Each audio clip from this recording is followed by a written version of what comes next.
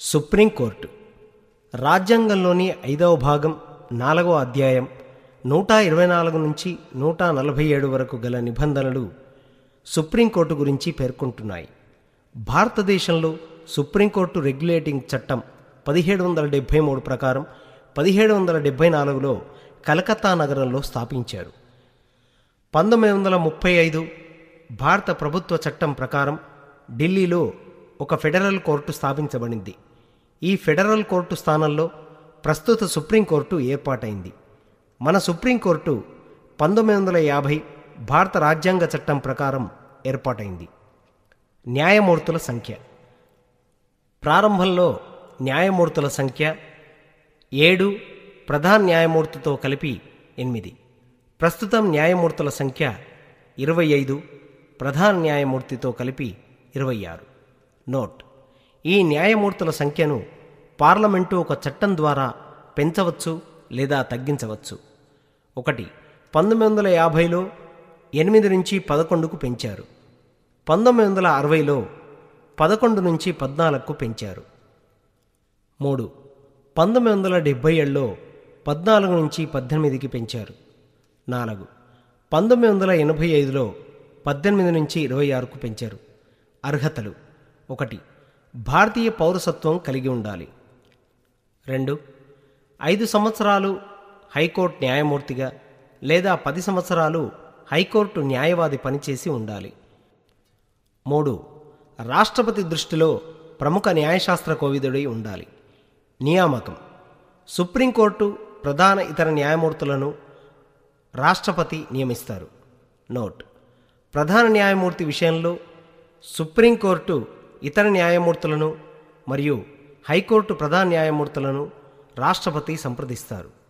ఇతర న్యాయమూర్తుల విషయంలో సుప్రీంకోర్టు ప్రధాన మరియు ఇతర న్యాయమూర్తులను రాష్ట్రపతి సంప్రదిస్తారు. ప్రధాన న్యాయమూర్తి నియామకం: సుప్రీంకోర్టులో సీనియర్ వ్యక్తిని ప్రధాన న్యాయమూర్తిగా నియమించడం ఒక సంప్రదాయం. ఈ సంప్రదాయాన్ని 1973లో తొలిసారిగా ఉల్లంఘించారు. ఉదాహరణకు, జస్టిస్ ఏఎన్ రే సీనియారిటీలో 4వ స్థానంలో ఉంటే అతన్ని ప్రధాన న్యాయమూర్తిగా నియమించారు. 1978లో కూడా సీనియారిటీలో 2వ స్థానంలో ఉన్న ఎంహెచ్ బేగ్ను ప్రధాన న్యాయమూర్తిగా నియమించారు. పదవీకాలం 65 సంవత్సరాల వయస్సు వరకు పదవిలో కొనసాగుతారు.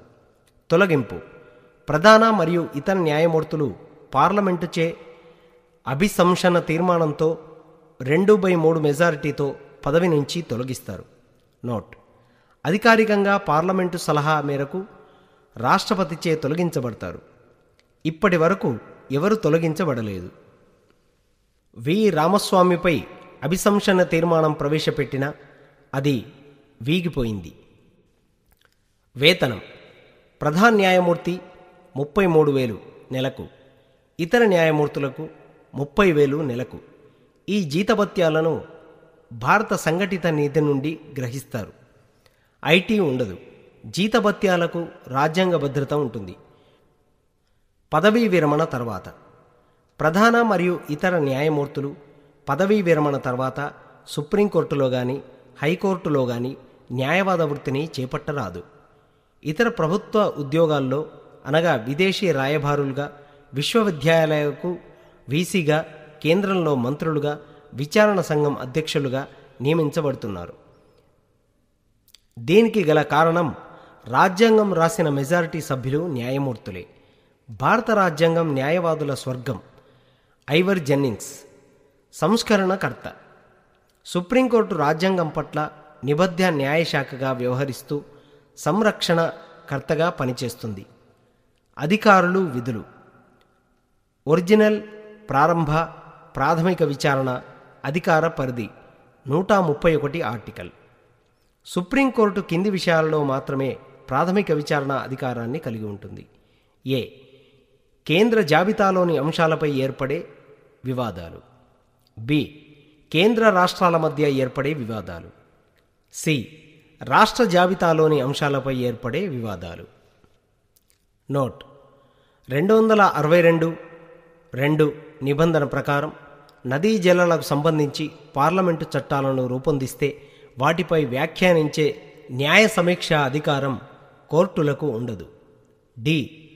భారత ప్రపంచ విదేశాలతో కుదుర్చుకున్న అవాదులకు సంబంధించి వివాదాలు. 2. ప్రాథమిక హక్కు అమలుకు సంబంధించిన వివాదాలు. 2. అప్పీళ్ల విచారణ అధికార పరిధి. హైకోర్టు ఇచ్చే తీర్పులపై సుప్రీంకోర్టు అప్పీళ్లను స్వీకరించవచ్చు.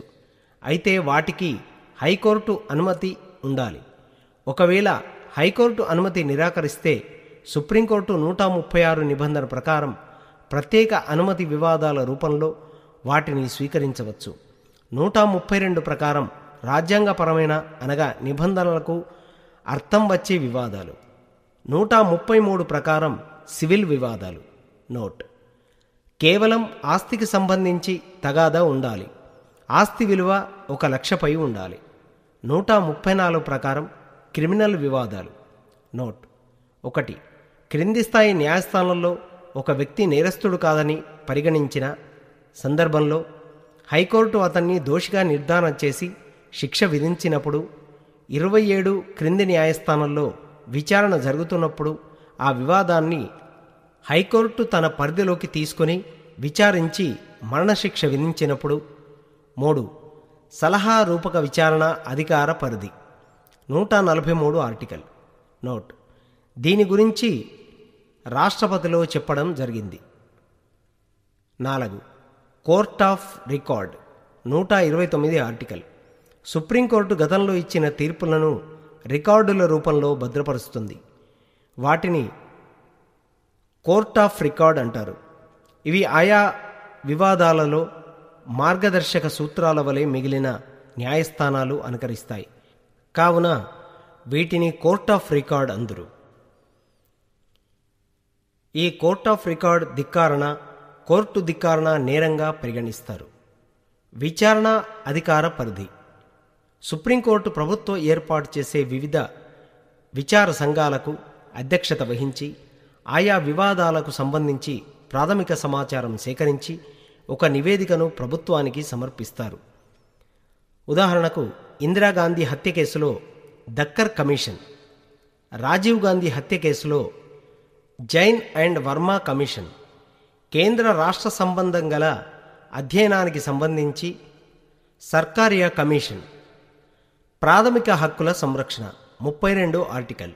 న్యాయ సమీక్ష అధికారం 13 ఆర్టికల్.